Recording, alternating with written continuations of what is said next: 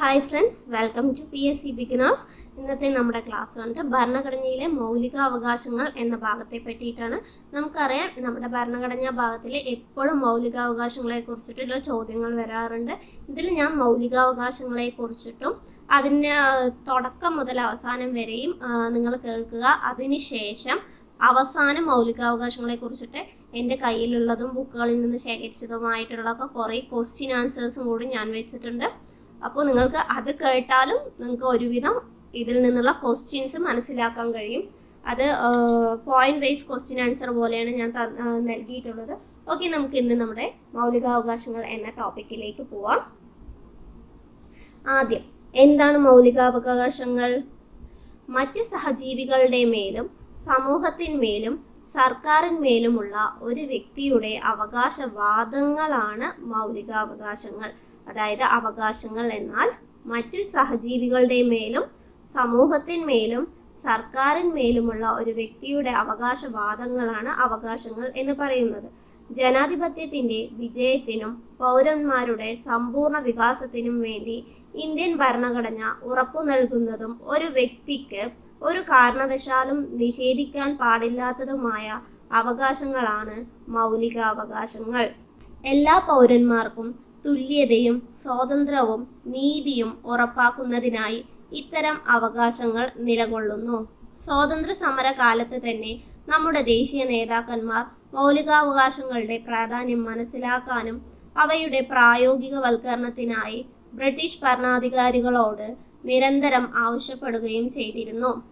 ജനാധിപത്യത്തിന്റെ നിലനിൽപ്പിന് അവകാശങ്ങൾ അനിവാര്യമാണ്. ജനാധിപത്യത്തിൽ ഓരോ പൗരനും വോട്ടവകാശം, സർക്കാരിലേക്ക് തെരഞ്ഞെടുക്കപ്പെടാനുള്ള അവകാശം എന്നിവ ഉണ്ടായിരിക്കണം. അപ്പൊ ജനാധിപത്യം പറഞ്ഞാൽ എന്താണ്? ജനങ്ങളാണ് ആധിപത്യമുള്ളത്. അപ്പൊ അവർക്ക് എല്ലാ പൗരന്മാർക്കും വോട്ടവകാശവും സർക്കാരിലേക്ക് തെരഞ്ഞെടുക്കപ്പെടാനുള്ള അവകാശവും ഉണ്ടായിരിക്കണം. അതുപോലെ തന്നെ ന്യൂനപക്ഷങ്ങളുടെ അവകാശം ജനാധിപത്യത്തിൽ വളരെ സവിശേഷമായ പങ്ക് വഹിക്കുന്നു. ഇത്തരം അവകാശങ്ങളാണ് ഭൂരിപക്ഷത്തിന്റെ അടിച്ചമർത്തലിൽ നിന്നും ന്യൂനപക്ഷങ്ങളെ സംരക്ഷിക്കുന്നതിന്. അതുപോലെ മിക്ക ജനാധിപത്യ രാജ്യങ്ങളിലും പൗരന് അടിസ്ഥാന അവകാശങ്ങൾ ഭരണഘടനയിൽ ഉൾപ്പെടുത്തിയിട്ടുണ്ട്. അപ്പോൾ നമുക്കറിയാം, നമ്മുടെ ഇന്ത്യൻ ഭരണഘടനയിൽ അല്ലെങ്കിൽ നമ്മുടെ ഇന്ത്യ മഹാരാജ്യത്ത് നമ്മൾ ന്യൂനപക്ഷങ്ങൾക്ക് വേണ്ടിയിട്ട് പലതരം എന്തൊക്കെ ഉണ്ടാക്കിയ കമ്മീഷനുകളുണ്ട്. നമ്മുടെ ന്യൂനപക്ഷ commission, SC commission, ST commission, പിന്നെ കുട്ടികൾക്ക് വേണ്ടിയുള്ള കമ്മീഷൻ, അതുപോലെ വനിതാ കമ്മീഷൻ. അത് സംസ്ഥാന തലത്തിലും കേന്ദ്ര തലത്തിലും നമ്മൾ ഉണ്ടാക്കിയിട്ടുണ്ട്. എന്തുകൊണ്ടാണ് പറഞ്ഞാൽ എല്ലാ ജനങ്ങൾക്കും അവരുടേതായ അവകാശങ്ങൾ കിട്ടാനും ആ അവകാശങ്ങൾ ഹനിക്കപ്പെടാതിരിക്കാനും വേണ്ടിയിട്ടാണ് നമ്മൾ ഇങ്ങനെയുള്ള കമ്മീഷനുകൾ ഉൾപ്പെടുത്തിയിരിക്കുന്നത്. ഇനി നമുക്ക് നെഹ്റു കമ്മിറ്റി റിപ്പോർട്ടിലേക്ക് പോകാം. ഇന്ത്യയുടെ ജനങ്ങൾക്ക് ഉറപ്പാക്കേണ്ട അവകാശങ്ങളുടെ പട്ടിക സമർപ്പിച്ച റിപ്പോർട്ടാണ് 1928 നെഹ്റു റിപ്പോർട്ട് എന്ന് പറയുന്നത്. ഇത് തയ്യാറാക്കിയത് മോത്തിലാൽ നെഹ്റു ചെയർമാനായ കമ്മിറ്റിയാണ്. ഓക്കെ, 1919 ഭരണഘടനാ പരിഷ്കാരങ്ങൾ ചർച്ച ചെയ്യുന്നതിനും വട്ടമേശ സമ്മേളനങ്ങൾ നടപ്പിലാക്കുന്നതിനും വേണ്ടി കേന്ദ്ര നിയമനിർമ്മാണ സഭ പ്രമേയം പാസാക്കുകയും ഇതിനെ തുടർന്ന് ബ്രിട്ടീഷ് ഗവൺമെന്റ് ഒരു കമ്മീഷനെ നിയോഗിക്കുകയും ചെയ്തു.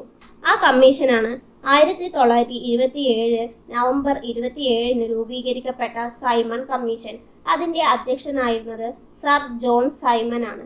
സൈമൺ കമ്മീഷൻ ഇന്ത്യയിലെത്തിയത് 1928 ഫെബ്രുവരി 3 സൈമൺ കമ്മീഷനിലെ അംഗസംഖ്യ എന്ന് പറയുന്നത് 7 പേരാണ്. എന്നാൽ ഈ 7 പേരിൽ ഒരാൾ പോലും ഇന്ത്യക്കാരനായിരുന്നില്ല. അതുകൊണ്ട് തന്നെ സൈമൺ കമ്മീഷന്റെ മറ്റൊരു പേര് ഓൾ വൈറ്റ് കമ്മീഷൻ എന്നാണ്. ഈ സൈമൺ കമ്മീഷൻ ഇന്ത്യയിലെത്തിയപ്പോൾ ഇന്ത്യയിലെ ബ്രിട്ടീഷ് വൈസ്രോയി എന്ന് പറയുന്നത് ലോർഡ് ഇർവിൻ പ്രഭു ആയിരുന്നു. ഈ സൈമൺ കമ്മീഷന്റെ നിർദ്ദേശങ്ങൾ എന്തൊക്കെയായിരുന്നു എന്ന് പറഞ്ഞാൽ, നിരവധി നിയന്ത്രണങ്ങളോടെ പ്രവിശ്യയിൽ പരിമിതമായ അധികാര കൈമാറ്റം കമ്മീഷൻ നിർദ്ദേശിച്ചു. അതായത് പല നിയന്ത്രണങ്ങളോടെ പ്രവിശ്യയിൽ പരിമിതമായ മാത്രം അധികാര കൈമാറ്റം കമ്മീഷൻ നിർദ്ദേശിച്ചു. ദ്വിഭരണം നിർത്തലാക്കാനും പ്രവിശ്യയിൽ പ്രതിനിധി ഗവൺമെന്റ് സ്ഥാപിക്കാനും നിർദ്ദേശിച്ചു. ഈ സൈമൺ കമ്മീഷൻ ഇന്ത്യയിൽ വരുന്ന സമയത്തെ INC സമ്മേളനമായിരുന്നു മദ്രാസ് സമ്മേളനം എന്ന് പറയുന്നത്. MA അൻസാരി ആയിരുന്നു അതിന്റെ അധ്യക്ഷൻ. സൈമൺ കമ്മീഷനെ ബഹിഷ്കരിക്കാനുള്ള പ്രമേയം പാസാക്കിയതും ഇതേ മദ്രാസ് സമ്മേളനത്തിൽ വെച്ചിട്ടായിരുന്നു. അതിന് കാരണമായത് ഞാൻ പറഞ്ഞു, 7 അംഗങ്ങളിൽ ഒരു വ്യക്തി പോലും ഇന്ത്യക്കാരനായിരുന്നില്ല. സൈമൺ കമ്മീഷനെതിരെയുള്ള മുദ്രാവാക്യമായിരുന്നു സൈമൺ ഗോ ബാക്ക് എന്ന് പറയുന്നത്. അതിന്റെ ഉപജ്ഞാതാവാണ് യൂസഫ് മെഹ്റലി. ഈ സൈമൺ കമ്മീഷനെ തുടർന്ന് പോലീസ് ലാത്തി ചാർജിൽ മരണപ്പെട്ട സ്വാതന്ത്ര്യ സമര സേനാനിയാണ് ലാലാ ലജ്പത് റായ് എന്ന് പറയുന്നത്. ഇതിന് ഉത്തരവാദിയായ പോലീസ് മേധാവിയാണ് സാൻഡേഴ്സൺ എന്ന് പറയുന്നത്. സൈമൺ കമ്മീഷൻ ഇന്ത്യയിൽ നിന്ന് തിരിച്ചുപോയത് 1929 മാർച്ച് 3-നാണ്. സൈമൺ കമ്മീഷനെതിരെയുള്ള പ്രവർത്തനത്തിന്റെ ഫലമായി അവതരിപ്പിച്ച റിപ്പോർട്ടാണ് നെഹ്റു കമ്മിറ്റി റിപ്പോർട്ട് എന്ന് പറയുന്നത്. നമ്മൾ നെഹ്റു കമ്മിറ്റി റിപ്പോർട്ടിനെ കുറിച്ചാണ് പറയുന്നത് എങ്കിൽ കൂടി സൈമൺ കമ്മീഷനെ കുറിച്ച് പറഞ്ഞത് എങ്ങനെയാണ് നെഹ്റു കമ്മിറ്റി റിപ്പോർട്ടിലേക്ക് നമ്മൾ എത്തിപ്പെട്ടത് എന്നറിയാൻ കൂടിയാണ്. പിന്നെ നമ്മുടെ PSC പഠനത്തിൽ കിട്ടുന്ന ഓരോ അറിവും നമുക്ക് ചിലപ്പോൾ ഓരോ മാർക്കായി മാറാവുന്നതാണ്. അതുകൊണ്ട് നമ്മൾ എവിടെ നിന്നെല്ലാം കിട്ടുന്നോ അതെല്ലാം നമ്മൾ എന്ത് ചെയ്യണം, അറിഞ്ഞു വെക്കണം. ഓക്കെ, നമുക്ക് നോക്കാം നെഹ്റു റിപ്പോർട്ട്. നെഹ്റു റിപ്പോർട്ട് അവതരിപ്പിച്ച വർഷം ഞാൻ പറഞ്ഞു 1928-നാണ് എന്ന് പറഞ്ഞു. നെഹ്റു റിപ്പോർട്ട് അവതരിപ്പിച്ചത് മോത്തിലാൽ നെഹ്റു ആണ്. നെഹ്റു എന്ന് കണ്ടിട്ട് ഒരിക്കലും ജവഹർലാൽ നെഹ്റു എന്ന് ചിന്തിക്കരുത്. മോത്തിലാൽ നെഹ്റു ആണ് നെഹ്റു റിപ്പോർട്ട് അവതരിപ്പിച്ചത്. ആ സമയത്ത് ഇന്ത്യൻ സ്റ്റേറ്റ് സെക്രട്ടറി ആയിരുന്നത് ലോർഡ് ബിർക്കൻ ഹെഡ് ആയിരുന്നു. നെഹ്റു റിപ്പോർട്ട് സമർപ്പിക്കുന്ന സമയത്തെ INC സമ്മേളനം കൽക്കട്ട സമ്മേളനമാണ്. 1928 കൽക്കട്ട സമ്മേളനമാണ്. സൈമൺ കമ്മീഷൻ റിപ്പോർട്ട് വരുമ്പോൾ ആ സമയത്ത് വന്നിട്ടുണ്ടായിരുന്നത് ഏതായിരുന്നു? ആ സമയത്ത് മദ്രാസ് സമ്മേളനമാണ് ഉണ്ടായിരുന്നത്. അപ്പൊ നെഹ്റു റിപ്പോർട്ടിൽ എന്തൊക്കെയാണ് പറഞ്ഞിട്ടുണ്ടായിരുന്നത്? ഇന്ത്യക്ക് പുത്രിക രാജ്യ പദവി ആവശ്യപ്പെട്ടു, ശക്തമായ കേന്ദ്ര സർക്കാർ ആവശ്യപ്പെട്ടു. അപ്പോൾ സൈമൺ കമ്മീഷൻ പരിമിതികളോടുകൂടിയുള്ള പ്രവിശ്യ ഭരണമാണ് നമുക്ക് നൽകിയത്. പക്ഷേ നെഹ്റു കമ്മിറ്റി റിപ്പോർട്ട് പറഞ്ഞത് ഇന്ത്യക്ക് ഒരു പുത്രിക രാജ്യ പദവി വേണമെന്നും ശക്തമായ കേന്ദ്ര സർക്കാർ വേണമെന്നും കൊളോണിയൽ ഭരണം ക്രമപ്പെടുത്തണമെന്നും ആവശ്യം ഉന്നയിച്ചു. അതുപോലെ തന്നെ പ്രത്യേക നിയോജക മണ്ഡലങ്ങൾ നിർത്തലാക്കണമെന്നും ആവശ്യപ്പെട്ടു. ഓക്കെ, നെഹ്റു കമ്മിറ്റി റിപ്പോർട്ടിലെ 14 പോയിന്റ് ഫോർമുല അവതരിപ്പിച്ചത് ആരാണ്? മുഹമ്മദ് അലി ജിന്നയാണ്. 14 പോയിന്റ് ഫോർമുല അവതരിപ്പിച്ചത് മുഹമ്മദ് അലി ജിന്നയാണ്. അപ്പൊ നമ്മൾ പറഞ്ഞത് വെച്ചിട്ട് സൈമൺ കമ്മീഷനെതിരെയുള്ള പ്രവർത്തനത്തിന്റെ ഫലമായി അവതരിപ്പിച്ച റിപ്പോർട്ടാണ് നെഹ്റു കമ്മിറ്റി റിപ്പോർട്ട്. ഇനി നമുക്ക് മൗലികാവകാശങ്ങളെ കുറിച്ചും അതിന്റെ വിശേഷണത്തെ കുറിച്ചും പറയാം. ഓക്കെ, എന്താണ് മൗലികാവകാശങ്ങൾ? മൗലികാവകാശങ്ങളെ കുറിച്ച് പറഞ്ഞിട്ടുള്ള വിശേഷണങ്ങൾ നമുക്ക് ആദ്യം നോക്കാം. ഇന്ത്യയുടെ മാഗ്ന കാർട്ട, സ്വാതന്ത്ര്യത്തിന്റെ വിളക്കുകൾ, ഇന്ത്യൻ ഭരണഘടനയുടെ ആണിക്കല്ല് എന്നെല്ലാം അറിയപ്പെടുന്നത് മൗലികാവകാശമാണ്. അപ്പോ ഒന്നുകൂടെ നോക്കാം. ഇന്ത്യയുടെ മാഗ്ന കാർട്ട, സ്വാതന്ത്ര്യത്തിന്റെ വിളക്കുകൾ, ഇന്ത്യൻ ഭരണഘടനയുടെ ആണിക്കല്ല് എന്നെല്ലാം അറിയപ്പെടുന്നത് മൗലികാവകാശമാണ്.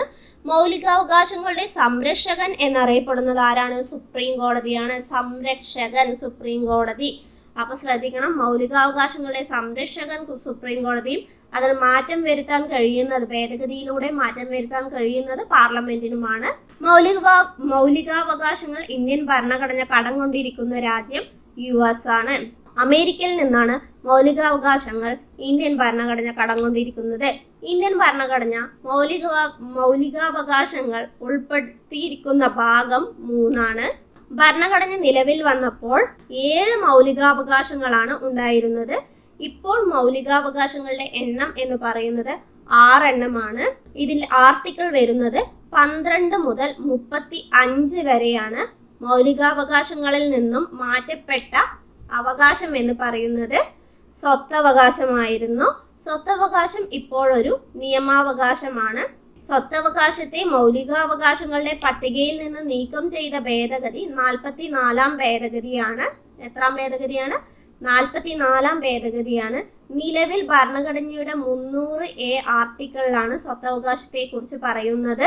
12-ാം ഭാഗത്തിലാണ് സ്വത്തവകാശത്തെ കുറിച്ച് പ്രതിപാദിക്കുന്നത്. സ്വത്തവകാശത്തെ മൗലികാവകാശങ്ങളുടെ പട്ടികയിൽ നിന്ന് നീക്കം ചെയ്ത സമയത്തെ പ്രധാനമന്ത്രി മൊറാർജി ദേശായി ആണ്. ജനതാ ഗവൺമെന്റിന്റെ കാലത്തായിരുന്നു. സ്വത്തവകാശം നിയമാവകാശമാകുമ്പോൾ പ്രസിഡന്റ് ആയിരുന്നത് നീലം സഞ്ജീവ റെഡ്ഡി ആയിരുന്നു. അപ്പൊ ഇതിൽ നിന്ന് നമ്മൾ എന്തൊക്കെ പഠിച്ചു? ആദ്യം മൗലികാവകാശങ്ങളുടെ സംരക്ഷകൻ സുപ്രീം കോടതിയാണ്. അത് അമേരിക്കയിൽ നിന്ന് കടമെടുത്തതാണ്. ഭാഗം 3-ലാണ് ഉള്ളത്. ആദ്യം 7 മൗലികാവകാശങ്ങളായിരുന്നു. പിന്നീട് അത് 6 അതിൽ നിന്ന് മാറ്റപ്പെട്ടത് സ്വത്തവകാശമാണ്. സ്വത്തവകാശം ഇപ്പോൾ 12-ാം ഭാഗത്തിൽ 300A ആർട്ടിക്കിളിലാണ് ഉള്ളത്. സ്വത്തവകാശത്തെ മാറ്റിയത് 44-ാം ഭേദഗതിയിലൂടെയായിരുന്നു. പ്രധാനമന്ത്രി മൊറാർജി ദേശായി, ജനതാ ഗവൺമെന്റ്, പ്രസിഡന്റ് നീലം സഞ്ജീവ റെഡ്ഡി. ഇനി നമുക്ക് മൗലികാവകാശങ്ങളെ കുറിച്ചുള്ള സമ്മേളനങ്ങൾ നോക്കാം. മൗലികാവകാശങ്ങളുടെ പ്രഖ്യാപനമായിരിക്കും ഭാവിയുടെ അടിസ്ഥാനം എന്ന് പ്രഖ്യാപിച്ച കോൺഗ്രസ് സമ്മേളനമാണ് മദ്രാസിലെ സമ്മേളനം. 1920-ലെ മദ്രാസ് സമ്മേളനം. അപ്പോൾ മൗലികാവകാശങ്ങളുടെ പ്രഖ്യാപനമായിരിക്കും ഭാവി ഇന്ത്യയുടെ അടിസ്ഥാനം എന്ന് പ്രഖ്യാപിച്ച കോൺഗ്രസ് സമ്മേളനമാണ് മദ്രാസ് സമ്മേളനം. 1927-ലെ ആ സമയത്തെ അധ്യക്ഷനായിരുന്നത് M.A. അൻസാരി ആയിരുന്നു. മൗലികാവകാശങ്ങളെ കുറിച്ച് പ്രമേയം പാസാക്കിയ കോൺഗ്രസ് സമ്മേളനം ഏതാണ്? 1931-ലെ കറാച്ചി സമ്മേളനമാണ്. അധ്യക്ഷൻ സർദാർ വല്ലഭായ് പട്ടേൽ. മൗലികാവകാശങ്ങളെ കുറിച്ചുള്ള പ്രമേയത്തിന്റെ കരട് തയ്യാറാക്കി കറാച്ചി സമ്മേളനത്തിൽ അവതരിപ്പിച്ചത് ജവഹർലാൽ നെഹ്റു ആണ്. ആരാണ്? ജവഹർലാൽ നെഹ്റു ആണ്. ഇനി നമുക്ക് സർദാർ വല്ലഭായ് പട്ടേലിനെ കുറിച്ച് നോക്കാം. മൗലികാവകാശങ്ങളുടെ ശില്പി എന്നറിയപ്പെടുന്നത് ആരാണ്? സർദാർ വല്ലഭായ് പട്ടേലാണ്. അദ്ദേഹം ഭരണഘടനാ നിർമ്മാണ സഭയിൽ മൗലികാവകാശങ്ങളും ന്യൂനപക്ഷങ്ങളും എന്ന കമ്മിറ്റിയുടെ ചെയർമാൻ പദവും അലങ്കരിച്ചിരുന്നു. 1928-ലെ ബർദോളി സത്യാഗ്രഹത്തിന് നേതൃത്വം നൽകിയതും സർദാർ വല്ലഭായ് പട്ടേലാണ്. ഇന്ത്യൻ ബിസ്മാർക്ക്, ഇന്ത്യയുടെ ഉരുക്കു മനുഷ്യൻ എന്നീ അപരനാമങ്ങളിലും അദ്ദേഹം അറിയപ്പെടുന്നു. എനിക്കൊരു കൾച്ചറെ അറിയൂ, അത് അഗ്രികൾച്ചർ ആണ് എന്ന് പറഞ്ഞതും പട്ടേലാണ്. സർദാർ വല്ലഭായ് പട്ടേലിന് സർദാർ എന്ന ബഹുമതി നൽകിയത് ഗാന്ധിജിയാണ്. 1875 ഒക്ടോബർ 31-ന് ശ്രദ്ധിച്ചോളി, 1875 ഒക്ടോബർ 31-ന് ഗുജറാത്തിലെ നാദിയാഡിലാണ് അദ്ദേഹം ജനിച്ചത്. 1950 ഡിസംബർ 15-ന് അദ്ദേഹം മരണപ്പെട്ടു. 1991 മരണാനന്തര ബഹുമതിയായി ഭാരതരത്നം നൽകി രാഷ്ട്രം അദ്ദേഹത്തെ ആദരിച്ചു. അതുപോലെ തന്നെ 2014 മുതൽ സർദാർ വല്ലഭായ് പട്ടേലിന്റെ ജന്മദിനമായ ഒക്ടോബർ 31 രാഷ്ട്രീയ ഏകതാ ദിനമായി ആഘോഷിക്കുന്നു. ഗുജറാത്തിൽ സ്ഥിതി ചെയ്യുന്ന സർദാർ വല്ലഭായ് പട്ടേലിന്റെ പ്രതിമയാണ് സ്റ്റാച്യു ഓഫ് യൂണിറ്റി എന്ന് പറയുന്നത്. സ്റ്റാച്യു ഓഫ് യൂണിറ്റി എന്ന് പറയുന്നത് പ്രതിമ സ്ഥിതി ചെയ്യുന്നത് നർമ്മദ നദിയുടെ തീരത്താണ്. സർദാർ വല്ലഭായ് പട്ടേലിന്റെ 143-ാം ജന്മവാർഷികത്തോടനുബന്ധിച്ചാണ് 2018 ഒക്ടോബർ 31-ന് പ്രതിമ ഉദ്ഘാടനം ചെയ്യപ്പെട്ടത്. അതുപോലെ തന്നെ സ്വാതന്ത്ര്യാനന്തരം നാട്ടുരാജ്യ സംയോജനത്തിൽ നിർണായക പങ്കുവഹിച്ച വ്യക്തി കൂടിയാണ് സർദാർ വല്ലഭായ് പട്ടേൽ എന്ന് പറയുന്നത്.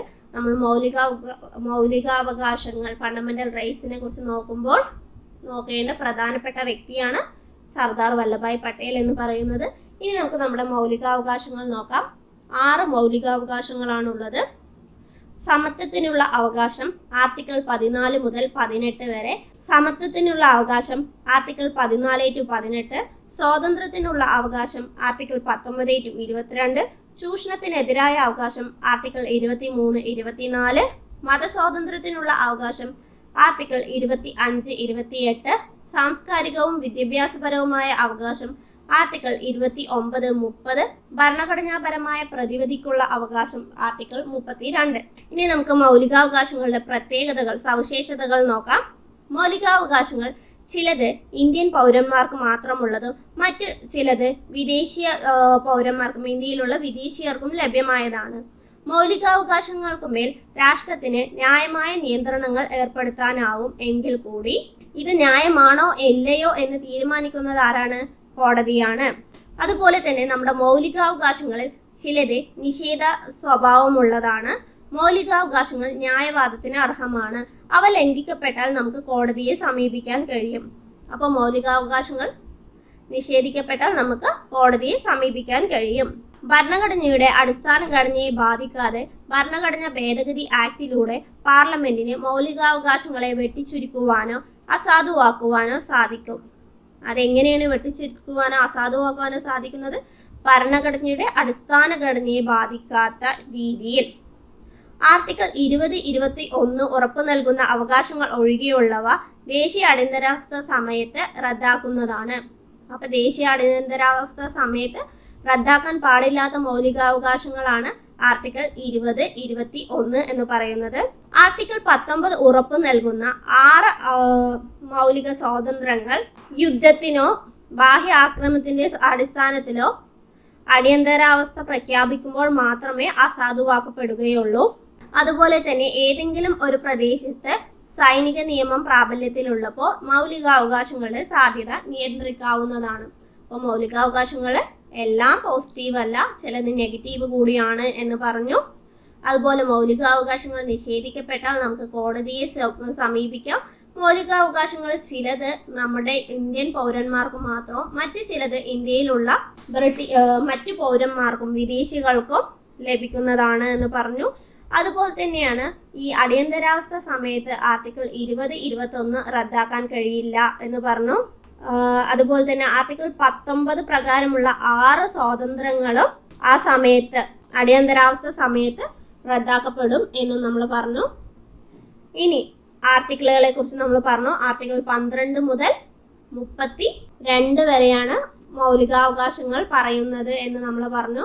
32 അല്ല, 35 വരെ. ആർട്ടിക്കിൾ 35 വരെ ആണ് നമ്മുടെ മൗലികാവകാശങ്ങൾ. ആർട്ടിക്കിൾ 12 35 ആണ് എന്ന് പറഞ്ഞു. ആർട്ടിക്കിൾ 12 എന്താ പറയുന്നത്? സ്റ്റേറ്റ് എന്ന പദത്തിന്റെ നിർവചനമാണ് ആർട്ടിക്കിൾ 12 പ്രതിപാദിച്ചിരിക്കുന്നത്. ഭാരത സർക്കാരും പാർലമെന്റും സംസ്ഥാനങ്ങളിലെ അതാത് സർക്കാരും നിയമനിർമ്മാണ സഭകളും ഭാരതത്തിന്റെ ഭൂപ്രദേശത്തുള്ള ഭാരത സർക്കാരിന്റെ നിയന്ത്രണത്തിലുള്ളതോ ആയ എല്ലാ അധികാരങ്ങളും സ്റ്റേറ്റ് എന്നതിൽ ഉൾപ്പെടുന്നു.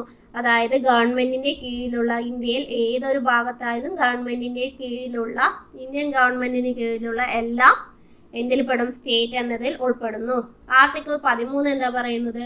മൗലികാവകാശങ്ങളുമായി പൊരുത്തപ്പെടാത്തതോ അവയ്ക്ക് വിപരീതമായോ നിയമങ്ങൾ നിലനിൽക്കില്ല എന്ന് പ്രതിപാദിക്കുന്നതാണ് ആർട്ടിക്കിൾ 13 എന്ന് പറയുന്നത്.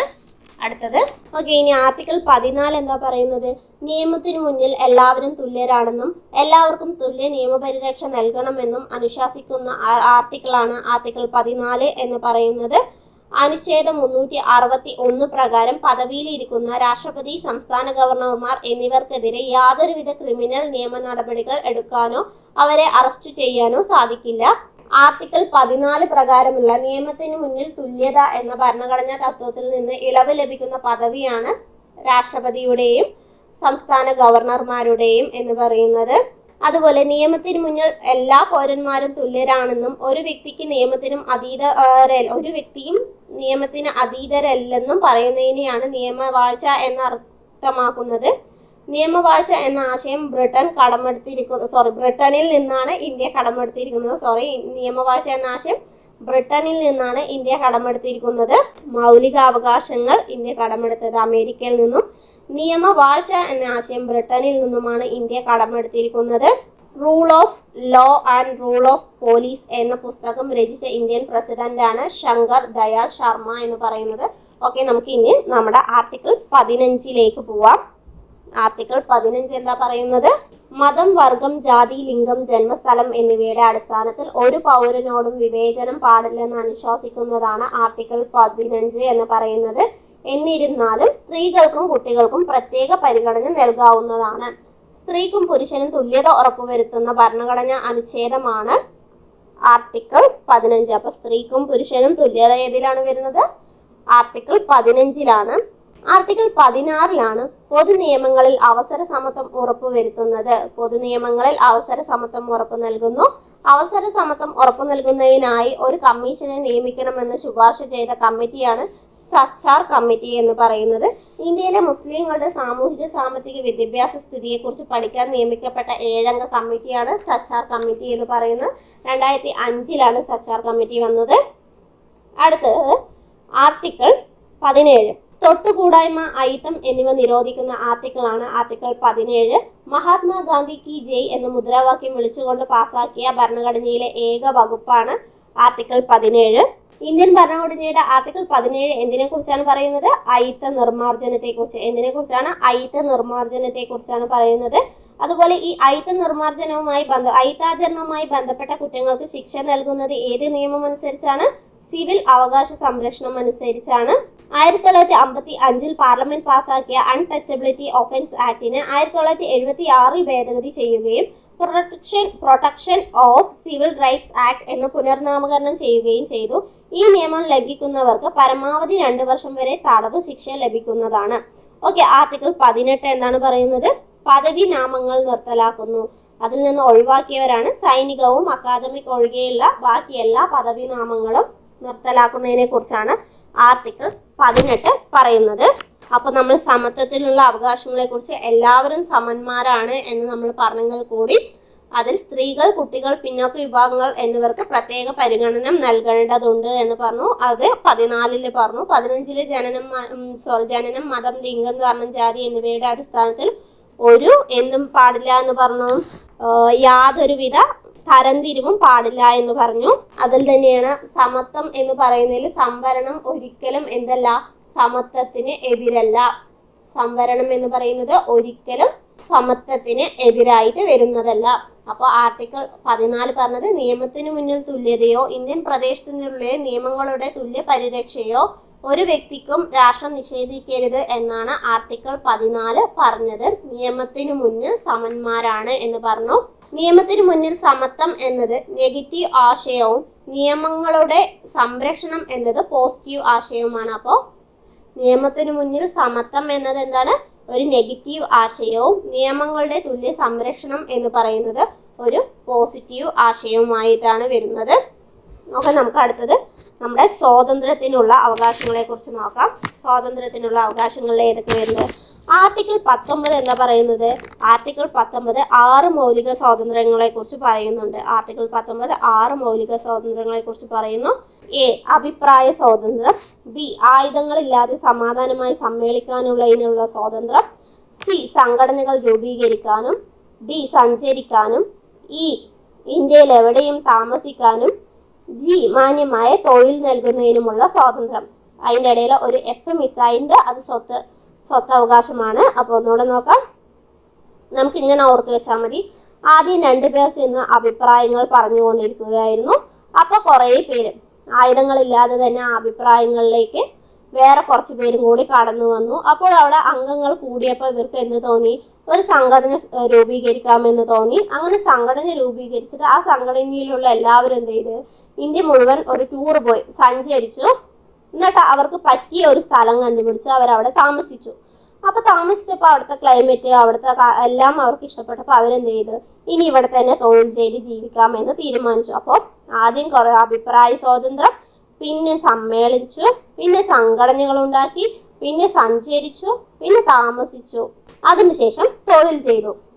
ഇങ്ങനെയാണ്, അത് ഓർത്ത് വെച്ചാൽ മതി. ഓക്കെ, ആർട്ടിക്കിൾ 20 എന്താ പറയുന്നത്? അതിൽ തന്നെ നമ്മളിപ്പോ ആർട്ടിക്കിൾ 19 പറഞ്ഞപ്പോ അതിൽ നമ്മൾ 6 സ്വാതന്ത്ര്യങ്ങളെ കുറിച്ച് പറയുന്നത് കൂടാതെ ഈ അഭിപ്രായ സ്വാതന്ത്ര്യം എന്ന് നമ്മൾ പറഞ്ഞല്ലോ, ആ അഭിപ്രായ സ്വാതന്ത്ര്യത്തിൽ വരുന്നതാണ് എന്തെന്ന് പറയുന്നത്? പത്ര സ്വാതന്ത്ര്യം വരുന്നത് അതിലാണ്. അപ്പോ പത്ര സ്വാതന്ത്ര്യം എന്താണ് എന്ന് ചോദിച്ചാൽ ആർട്ടിക്കിൾ 19(1)(a)യിലാണ് പത്രങ്ങൾ വരുന്നത്. പത്രങ്ങളാണ് 4th എസ്റ്റേറ്റ് എന്നറിയപ്പെടുന്ന ആരാണ്? പത്രങ്ങളാണ് 4th എസ്റ്റേറ്റ് എന്നറിയപ്പെടുന്നത്.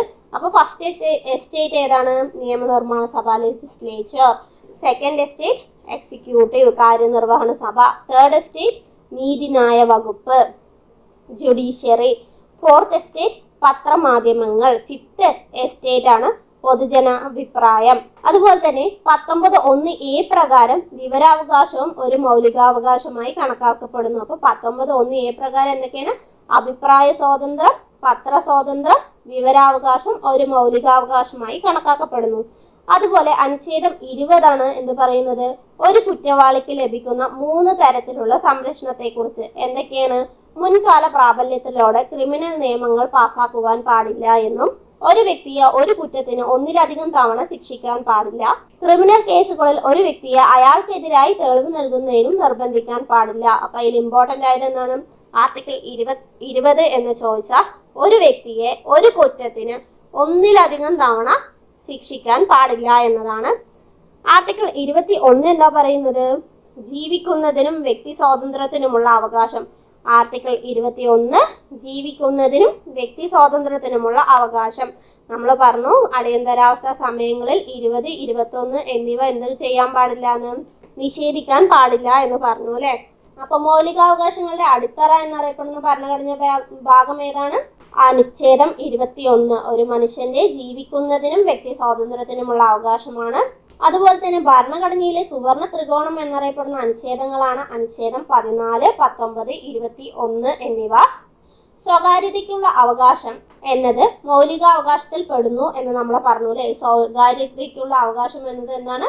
മൗലികാവകാശത്തിൽ പെടുന്നു എന്ന് പറഞ്ഞു. ഈ സ്വകാര്യതയ്ക്കുള്ള അവകാശം മൗലികാവകാശമാണെന്ന് സുപ്രീം കോടതി പ്രഖ്യാപിച്ചത് KS പുട്ടസ്വാമി കേസിലാണ്. 2017 KS പുട്ടസ്വാമി കേസിലാണ്. അപ്പൊ നമ്മളിപ്പോ എവിടെ പറയുന്നത്? ആർട്ടിക്കിൾ 21 ജീവിക്കുന്നതിനും വ്യക്തി സ്വാതന്ത്ര്യത്തിനുമുള്ള അവകാശം മൗലികാവകാശങ്ങളുടെ അടിത്തറ എന്നറിയപ്പെടുന്നു. പൊതുസ്ഥലങ്ങളിൽ പുകവലി നിരോധിക്കുന്നതും ആർട്ടിക്കിൾ 21 പ്രകാരം തന്നെയാണ്. അതുപോലെ തന്നെ ഇഷ്ടപ്പെട്ട ഇണയെ കണ്ടെത്താനുള്ള നമ്മുടെ അവകാശങ്ങളും ഏതിലാ പറയുന്നത്? ആർട്ടിക്കിൾ 21 പറയുന്നു. ഒരാളെ നിർബന്ധിച്ച് വേറെ ഒരു വ്യക്തിയുമായി വിവാഹം ചെയ്യിപ്പിക്കാൻ കഴിയില്ല. അതിൽ നിന്ന് നമ്മളെ സംരക്ഷിക്കുന്ന ആർട്ടിക്കിളാണ് ആർട്ടിക്കിൾ 21 എന്ന് പറയുന്നത്. അതുപോലെ ഇനി അടുത്തത് നമുക്ക് നോക്കേണ്ടത് ആർട്ടിക്കിൾ 22. ആർട്ടിക്കിൾ 22 എന്ന് പറയുന്നത് നിയമവിധേയമല്ലാത്ത അറസ്റ്റിനും തടങ്കൽ വെക്കുന്നതിനുമെതിരെയുള്ള ആർട്ടിക്കിളാണ് ആർട്ടിക്കിൾ 22 എന്ന് പറയുന്നത്.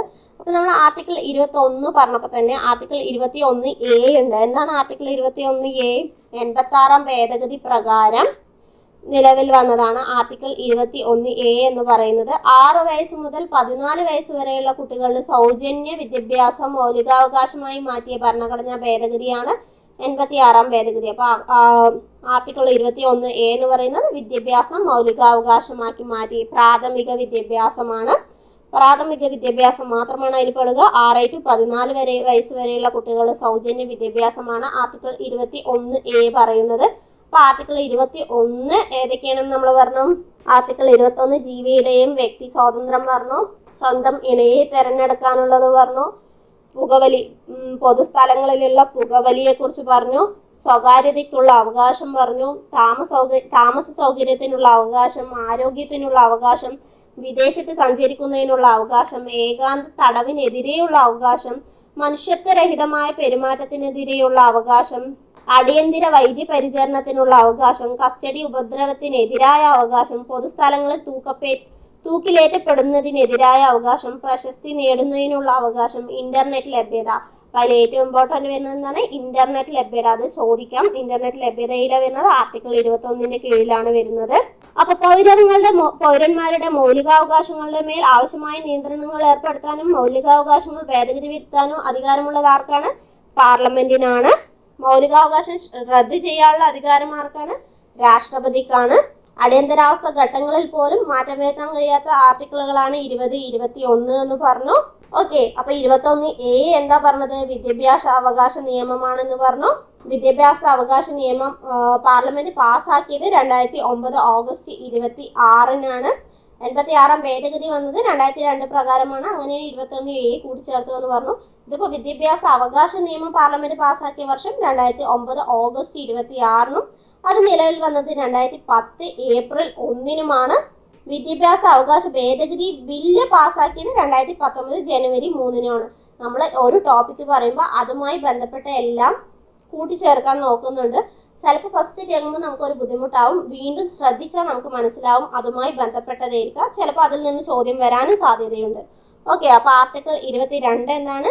നിയമവിധേയമല്ലാത്ത അറസ്റ്റിനും തടങ്കൽ വെക്കുന്നതിനും എതിരായ സംരക്ഷണം നൽകുന്നതാണ് ആർട്ടിക്കിൾ 22 എന്ന് പറയുന്നത്. ഒരാളെ അറസ്റ്റ് ചെയ്താൽ 24 മണിക്കൂറിനുള്ളിൽ മജിസ്ട്രേറ്റിന് മുൻപാകെ ഹാജരാക്കണമെന്ന് അനുശാസിക്കുന്ന ഭരണഘടനാ വകുപ്പാണ് ആർട്ടിക്കിൾ 22 എന്ന് പറയുന്നത്. കരുതൽ തടങ്കലിനെ കുറിച്ച് പ്രതിപാദിക്കുന്ന ഭരണഘടനാ അനുച്ഛേദമാണ് ആർട്ടിക്കിൾ 22. അപ്പോൾ കരുതൽ തടങ്കലിനെ കുറിച്ച് പറയുന്നത് ആർട്ടിക്കിൾ 22 ആണ്. ഇത് പാർലമെന്റിൽ അവതരിപ്പിച്ചത് ആരാണ്? സർദാർ വല്ലഭായ് പട്ടേലാണ്. ഇത് ഒപ്പുവെച്ചത് ആ സമയത്തെ രാഷ്ട്രപതി ആയിരുന്ന രാജേന്ദ്ര പ്രസാദാണ്. ഡോക്ടർ രാജേന്ദ്ര പ്രസാദാണ്. 1950 ഫെബ്രുവരി 25-നായിരുന്നു. 1950 ഫെബ്രുവരി 25-നായിരുന്നു. അപ്പൊ കരുതൽ തടങ്കൽ പറഞ്ഞാൽ എത്ര മാസമാണ്? 3 മാസമാണ്. അങ്ങനെ കരുതൽ തടങ്കൽ നിയമപ്രകാരം അറസ്റ്റിലായ ആദ്യ വ്യക്തിയാണ് AK ഗോപാലൻ എന്ന് പറയുന്നത്. ആരാണ്? AK ഗോപാലൻ എന്ന് പറയുന്നത്.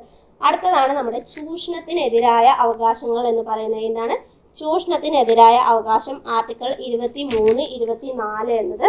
ആർട്ടിക്കിൾ 23 മനുഷ്യക്കടത്ത്, അടിമത്തം, നിർബന്ധിച്ച് തൊഴിലെടുപ്പിക്കൽ എന്നിവയെ നിരോധിക്കുന്നത്. മനുഷ്യക്കടത്ത്, അടിമത്തം, നിർബന്ധിച്ച് തൊഴിലെടുപ്പിക്കൽ എന്നിവയെ നിരോധിക്കുന്നതാണ് ആർട്ടിക്കിൾ 23.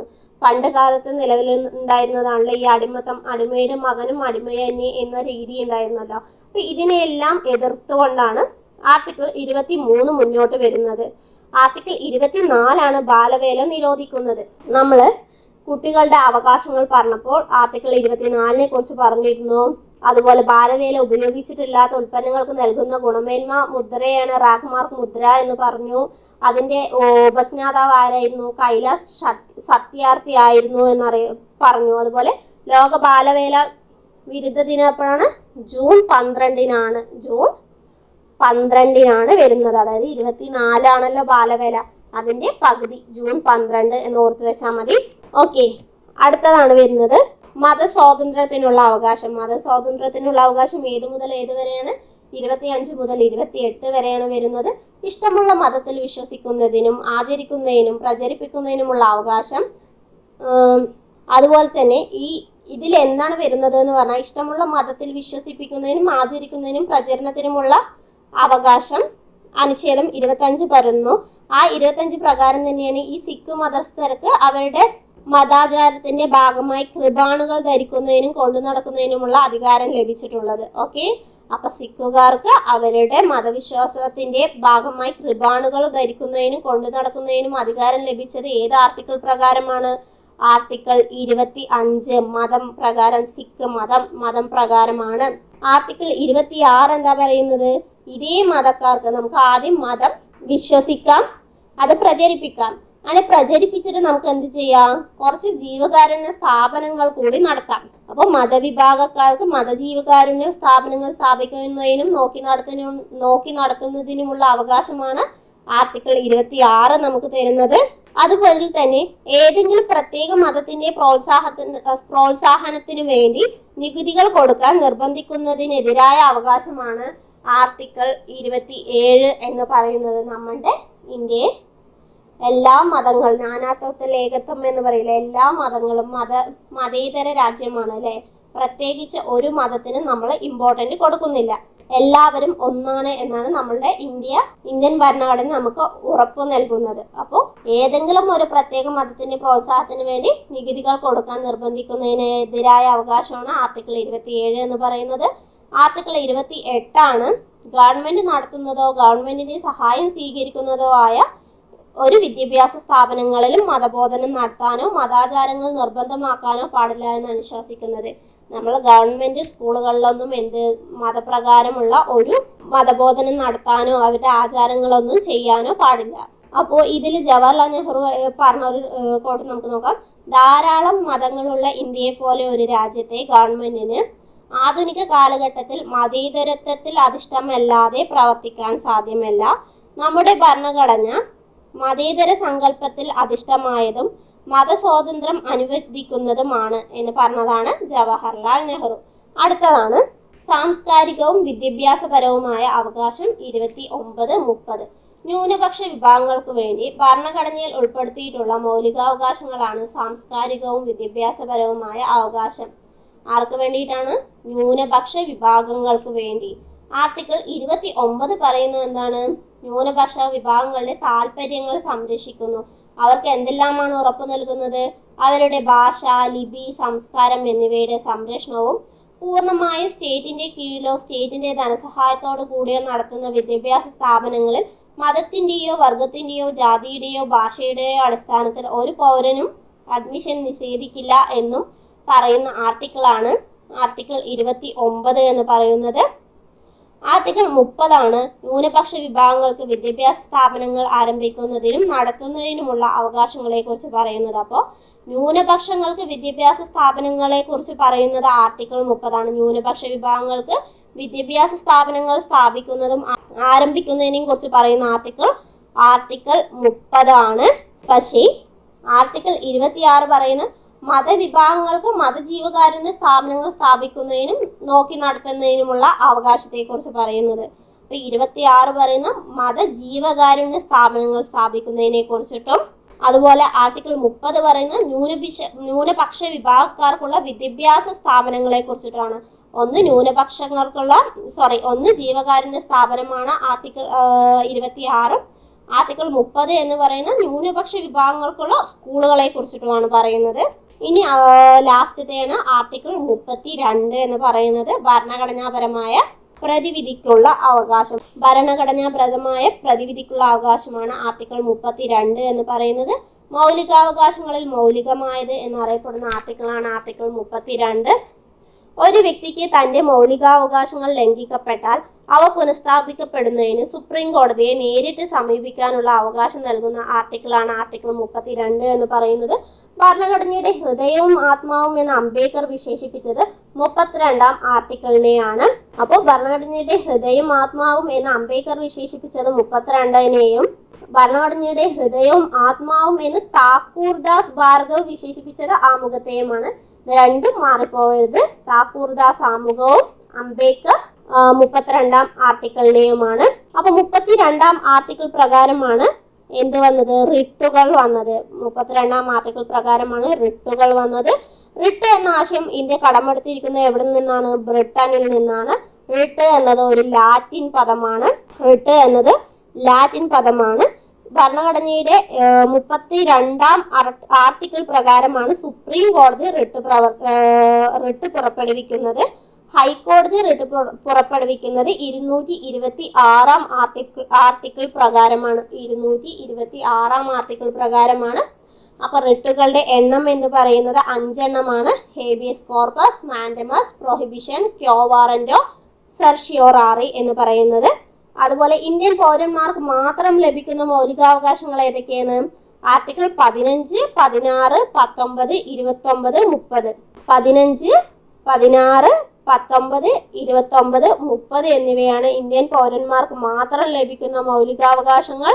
ഇന്ത്യൻ പൗരന്മാർക്കും വിദേശ പൗരന്മാർക്കും ഒരുപോലെ ലഭ്യമാകുന്ന മൗലികാവകാശങ്ങളാണ് article 14, article 20, article 21, article 21A, article 22, 23, 24, 25, 26, 27, 28 എന്നിവ. ഓക്കെ, നമുക്കപ്പോൾ നമ്മുടെ റിട്ടുകളെ കുറിച്ച് നോക്കാം. അപ്പൊ റിട്ടുകൾ പുറപ്പെടുവിക്കുന്നത് ആരൊക്കെയാണ്? ഹൈക്കോടതി, സുപ്രീം കോടതി എന്നിവരാണ്. ഹൈക്കോടതി 226ാം ആർട്ടിക്കിൾ അനുസരിച്ചും സുപ്രീം കോടതി 32ാം ആർട്ടിക്കിൾ പ്രകാരമാണ് റിട്ട് പുറപ്പെടുവിക്കുന്നത് എന്ന് പറഞ്ഞു. റിട്ടുകൾ പറഞ്ഞു ഹേബിയസ് കോർപ്പസ്, മാൻഡമസ്, പ്രൊഹിബിഷൻ, ക്യോ വാറന്റോ, സെർഷ്യോറാറി എന്നാണ്. ഹേബിയസ് കോർപ്പസ് പറഞ്ഞാൽ എന്താണ്? നിങ്ങൾക്ക് ശരീരം ഏറ്റെടുക്കാം എന്നാണ് ഹേബിയസ് കോർപ്പസ് പറയുന്നത്. മാൻഡമസ് എന്ന് പറഞ്ഞാൽ നാം കൽപ്പിക്കുന്നു എന്നാണ്. പ്രൊഹിബിഷൻ എന്ന് പറഞ്ഞാൽ എന്താണ്? വിലക്കുക. പ്രൊഹിബിഷൻ എന്നാൽ വിലക്കുക എന്നും. ക്യോ വാറന്റോ എന്ന് പറഞ്ഞാൽ എന്തധികാരത്തിൽ എന്നതുമാണ് ക്യോ വാറന്റോ എന്നതുകൊണ്ട് അർത്ഥമാക്കുന്നത്. സെർഷ്യോററി എന്ന് പറഞ്ഞാൽ എന്താണ്?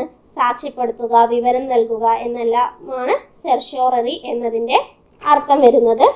അപ്പൊ നമ്മൾ പറഞ്ഞു റിട്ട് എന്ന് പറയുന്നത് എന്താണ്? ലാറ്റിൻ ഭാഷയിൽ നിന്നുള്ളതാണെന്ന് പറഞ്ഞു.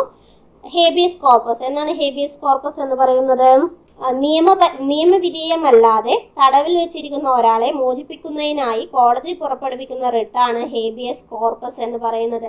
അപ്പൊ വ്യക്തി സ്വാതന്ത്ര്യത്തിന്റെ സംരക്ഷകൻ എന്നറിയപ്പെടുന്ന റിട്ട് ഏതാണ്?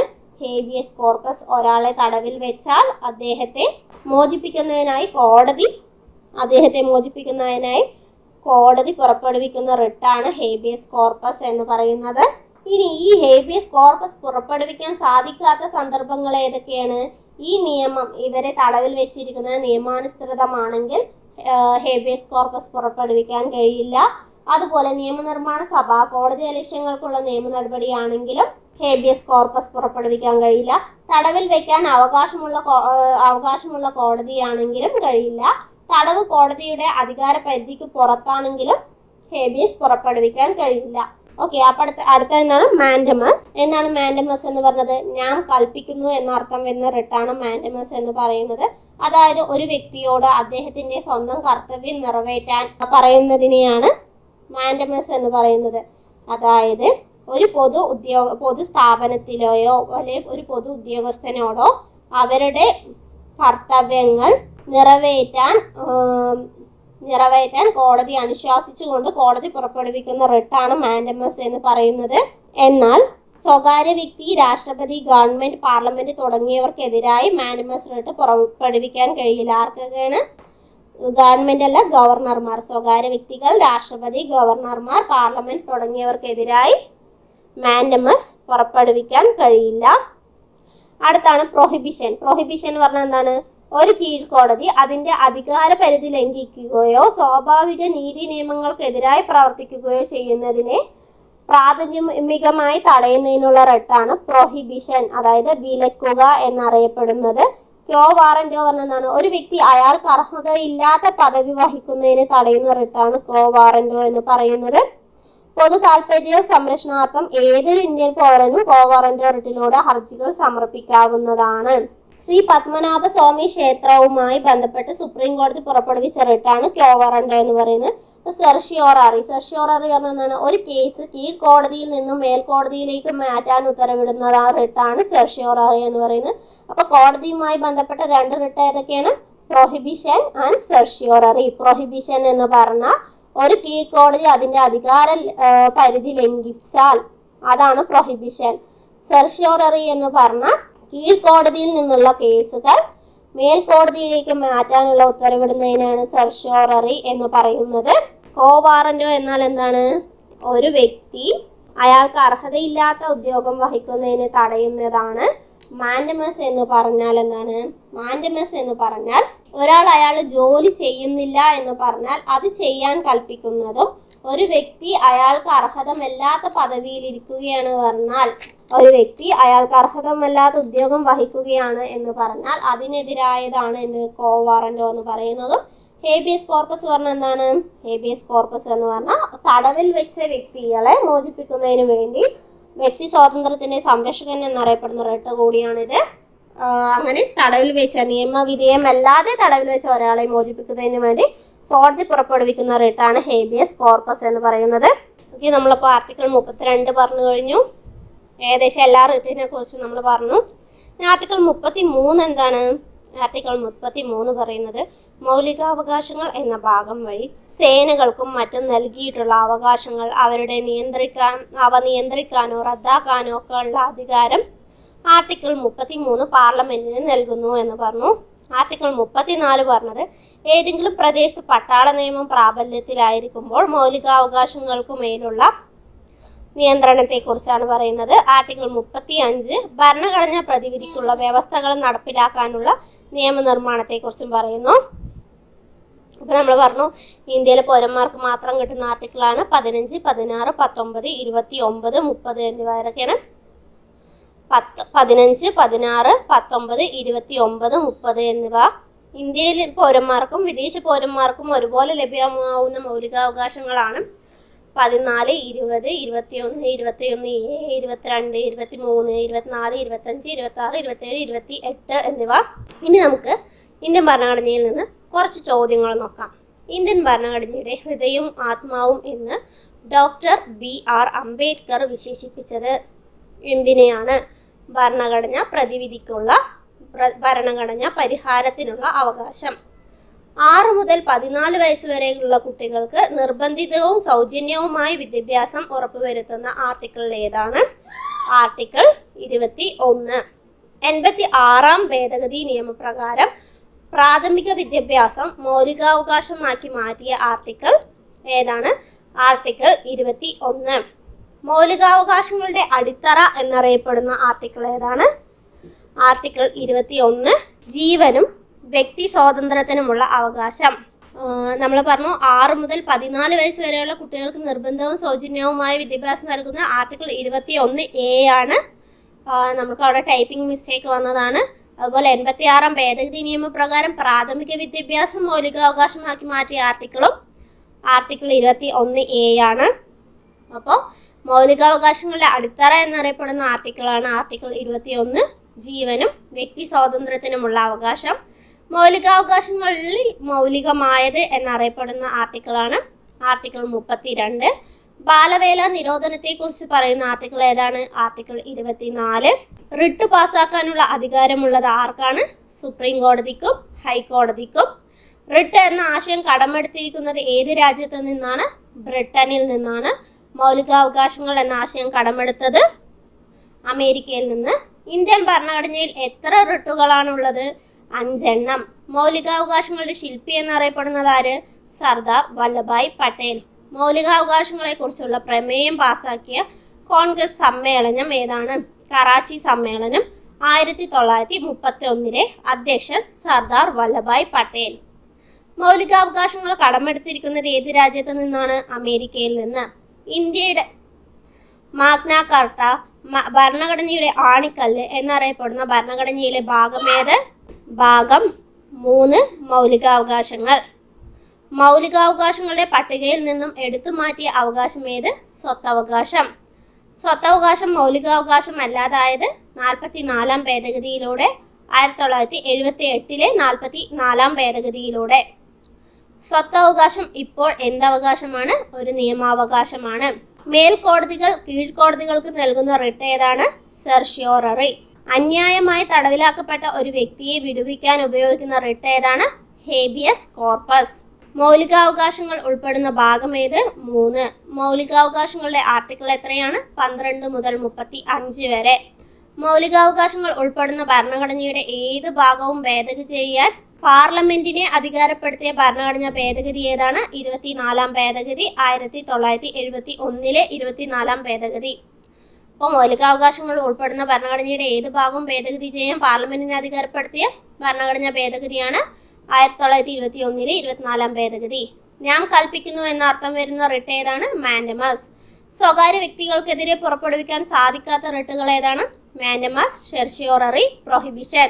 അടിയന്തരാവസ്ഥ കാലത്ത് മൗലികാവകാശങ്ങൾ റദ്ദാക്കാം എന്ന ആശയം ഇന്ത്യ കടമെടുത്തത് എവിടെ നിന്ന്? ജർമ്മനിയിൽ നിന്ന്.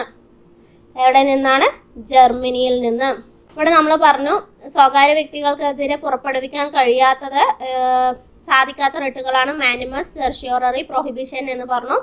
അതില് മാൻഡമസ് എന്ന് പറയുന്നത് എന്താണ്? ഒരാളോട് അയാളുടെ ജോലി ചെയ്യാൻ നിർബന്ധിക്കുന്നതാണ്. സെർഷ്യോററി, പ്രൊഹിബിഷൻ എന്ന് പറഞ്ഞത് കോടതികൾക്കെതിരെയും കോടതിയുമായി ബന്ധപ്പെട്ട റിട്ടുകളാണ് എന്ന് പറഞ്ഞു. അത് നമുക്ക് ഒരിക്കലും സ്വകാര്യ വ്യക്തികൾക്ക് എതിരെ പുറപ്പെടുവിക്കാൻ സാധിക്കാത്തതാണ് അല്ലെ. അടുത്തത്, അടിയന്തരാവസ്ഥ കാലത്ത് മൗലികാവകാശങ്ങൾ റദ്ദാക്കാമെന്ന ആശയം ഇന്ത്യ കടമെടുത്തിരിക്കുന്നത് എവിടെ നിന്നാണ്? ജർമ്മനിയിൽ നിന്ന്. ഏത് അടിയന്തരാവസ്ഥയാണ് പൗരന്മാരുടെ മൗലികാവകാശങ്ങളെ ബാധിക്കാത്തത്? രാഷ്ട്രപതി ഭരണവും സാമ്പത്തിക അടിയന്തരാവസ്ഥയും. ഹൈക്കോടതികൾക്ക് റിട്ട് പുറപ്പെടുവിക്കാനുള്ള അവകാശത്തെ കുറിച്ച് പ്രതിപാദിക്കുന്ന ആർട്ടിക്കിൾ ഏതാണ്? ആർട്ടിക്കിൾ 226. സുപ്രീം കോടതികൾക്ക് റിട്ട് പുറപ്പെടുവിക്കാനുള്ള അവകാശത്തെ കുറിച്ച് പറഞ്ഞ ആർട്ടിക്കിളുകളാണ് ആർട്ടിക്കിൾ 32.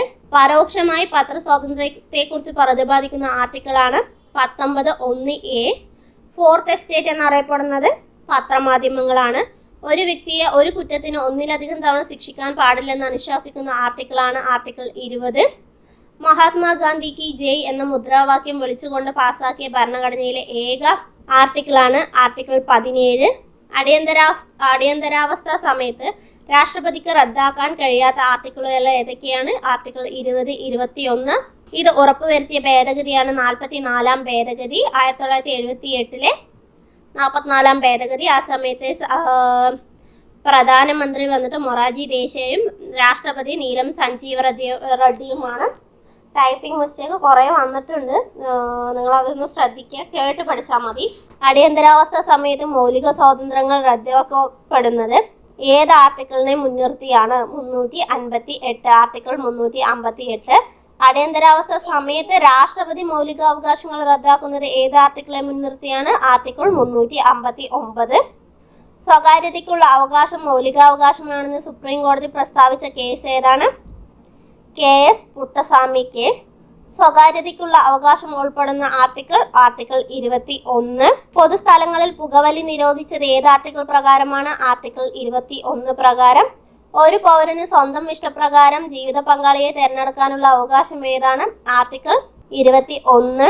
ആർട്ടിക്കിൾ 14 പ്രകാരമുള്ള നിയമത്തിന് മുന്നിൽ തുല്യത എന്ന ഭരണഘടനാ തത്വങ്ങളിൽ നിന്ന് ഇളവ് ലഭിക്കുന്ന പദവികൾ ഏതൊക്കെയാണ്? രാഷ്ട്രപതി, സംസ്ഥാന ഗവർണർമാർ. കരുതൽ തടങ്കൽ പ്രകാരം ഒരു വ്യക്തിയെ എത്ര കാലം വരെ തടവിൽ വെക്കാൻ കഴിയും? 3 മാസം വരെ. കരുതൽ തടങ്കൽ നിയമം നിലവിൽ വന്ന വർഷം 1950. ബില്ല് പാർലമെന്റിൽ അവതരിപ്പിച്ചത് സർദാർ വല്ലഭായ് പട്ടേലാണ്. മൗലികാവകാശങ്ങൾ ഭേദഗതി വരുത്താൻ അധികാരം ഉള്ളത് ആർക്കാണ്? പാർലമെന്റിന്. ഞാൻ കൽപ്പിക്കുന്നു എന്ന അധികാരം വരുന്ന റിട്ടാണ് മാൻഡമസ്. ഓക്കെ, ഇതാണ് ഇന്നത്തെ ക്ലാസ്സുകൾ. മൗലികാവകാശങ്ങളിൽ നിന്ന് ഒരുവിധം എല്ലാ ഭാഗങ്ങളും നമ്മൾ ഇതിൽ കവർ ചെയ്തിട്ടുണ്ട്. ഇത് വീണ്ടും പറയാത്ത എന്താണെന്ന് പറഞ്ഞാൽ ഏകദേശം ഈ പറഞ്ഞ ക്വസ്റ്റ്യൻ ആൻസറുകളിൽ തന്നെ മുഴുവൻ ഭാഗങ്ങളിൽ നിന്നുമുള്ള ക്വസ്റ്റ്യൻസ് നമ്മൾ അതിൽ ഉൾപ്പെടുത്തിയിട്ടുണ്ട്. അതുകൊണ്ടാണ് നമ്മൾ എക്സ്ട്രാ വീണ്ടും പോയി റിവിഷൻ ചെയ്യാതിരുന്നത്. അപ്പോൾ ഈ ക്വസ്റ്റ്യൻ ആൻസറുകൾ പഠിച്ചാൽ തന്നെ നമുക്ക് ഏകദേശം ഈ മൗലികാവകാശങ്ങളുടെ ഭാഗം മുഴുവൻ കവർ ചെയ്തിട്ടുണ്ട്.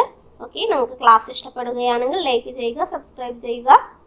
വീണ്ടും പുതിയൊരു ക്ലാസ്സുമായി വരുന്നത് വരെ ഓക്കെ, ബൈ.